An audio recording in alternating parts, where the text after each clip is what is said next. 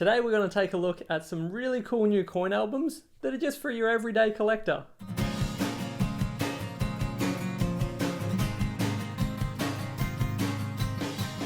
So I have here the beautiful range of coin albums that have been produced by Modern Albums, an Australian company, and they are designed for collectors that are perhaps less interested in the investment component of collecting and just purely into the wonderful, wonderful hobby of coin collecting. So let's start with the main event, coloured $2 coins. Incredibly popular area of collecting, and let's face it, for a lot of us, it is purely just a hobby. There is a component of the industry that's all about investment and the money-driven side of it, but if you get an interesting coloured $2 coin in your change at the shops and you'd just like to put it aside, these albums represent a great way to do that. And I've got two different types available. One actually has a little subheading under each coin section with the particular coin, so you can actively fill in the gaps and build up your collection that way. Or alternatively, there's one without the subtitles, and you can just fill it up with all the coins that you receive in your change, or if you go out to coin shops or coin fairs and pick up some coins here and there, you can put them all in there and have them in a nice presentation format. So I think this is great, particularly for people starting out in their collecting journey. And if you've just got a number of coins that you've been accumulating over the years and you'd like a way to put them all together and have them in a nice presentation, these albums look really great. And the inserts are actually the perfect size, as you'd expect, but you'd be surprised. I've seen some albums over the years that are a little too tight or a little bit loose, and you don't want that with your coin albums. You want them to fit snug and know that your prized collection is nice and secure. So for that reason, these albums are perfect.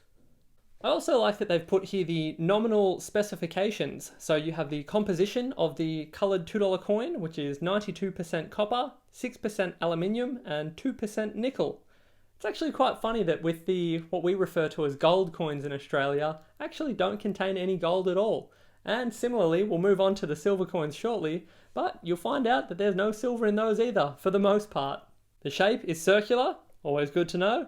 The edge, interrupted milled. So the milled component refers to the grooves on the coin.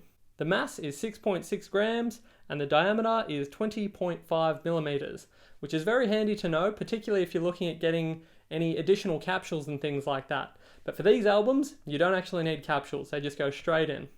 Moving on, we have the commemorative $1 folder, and it may come as a shock to some collectors to learn that $1 coins, once upon a time, were more popular than $2 coins. So a lot of the early commemorative coins you'll find are actually $1 coins, and this is a great way to put together your collection. And once again, it's good to be mindful of, I really need to reiterate that these albums are suitable for what I would describe as hobby collections. So if you are putting together a high value uncirculated collection, you might need to look into other storage methods, because these albums will have your coins exposed to some degree, so they're not completely sealed in these capsules. They're more just holders to put them in and for presenting. So look great for presentation, but you may find that if you have them in here long term, that they can tone and things like that over time. But you shouldn't have too many issues, particularly if you're just putting together a collection of circulated coins and you take it from there. We have here the nominal specifications for the $1 coin with a beautiful image of the donation dollar there. So they were being produced from 1984 right up until today. The composition, 92% copper, 6% aluminium, 2% nickel. Seems a little familiar. Once again, circular, interrupted milled. We know what milled means, so that's all good. The mass is 9 grams and the diameter is 25 millimeters. Now, if you thought keeping up with your coloured $2 coin collection was difficult, once upon a time, again, the 50-cent coin commemorative series was even more difficult to keep up to date with. So much so that there's actually 2 albums. We've got a volume 1 and a volume 2 to cover everything. So if you purchase these, they do come in a pack, and it starts off with the iconic, I feel like I reference this in every other video, the round 50-cent coin.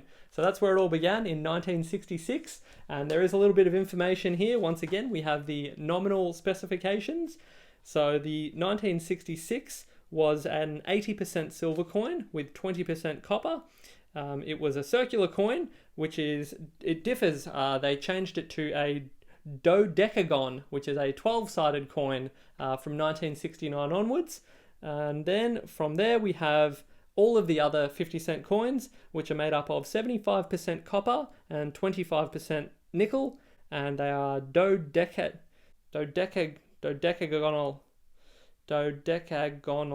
They have 12 sides. They're a 12-sided coin. 15.55 grams, and the diameter is 31.65 millimeters. That's across flat, so that's if you were to measure it right way around. I also have here a very nifty little Souvenir 6-coin set album. So this album has sections for each of the denominations. So you have the 5 cent right through to the $2, and you could have a particular year that you're looking at putting together a set of, or if there are just, interesting coins that you'd like to put in there of different types. This makes for a nice little presentation pack for that.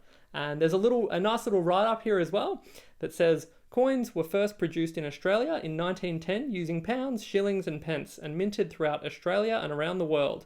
In 1965, the Royal Australian Mint opened as we prepared to transition to the decimal system on February 14, 1966, also known as changeover date.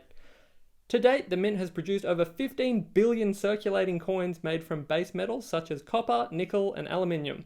The first 50-cent coin minted in 1966 was made of 80% silver, making them worth more than their face value, which is why they're a very popular coin for collectors.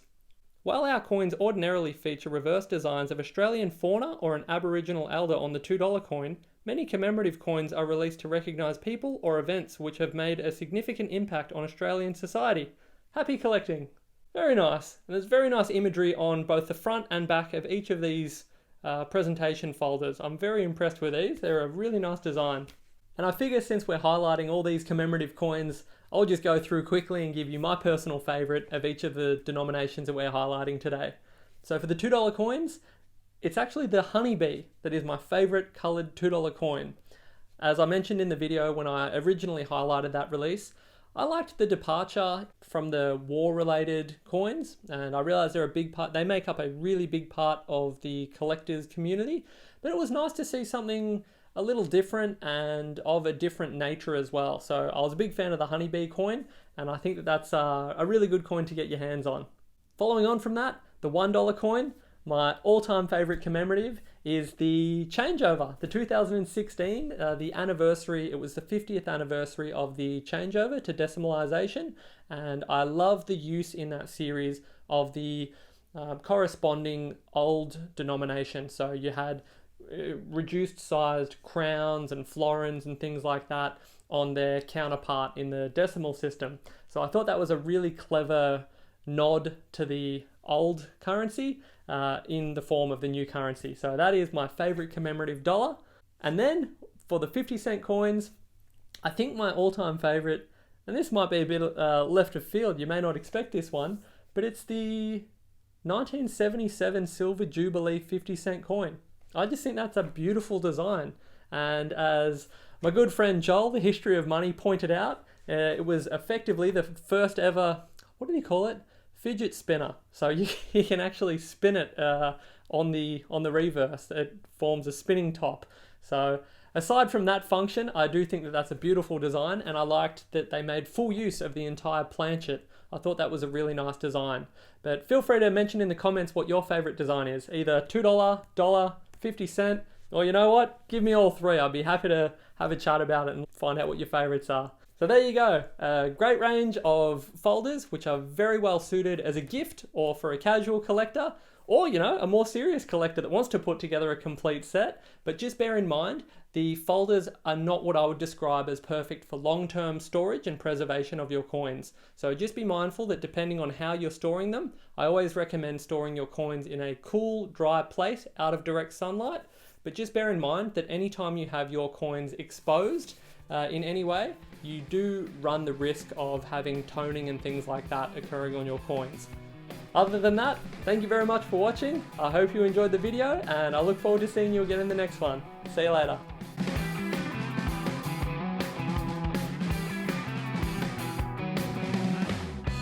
And they are dodecagonal.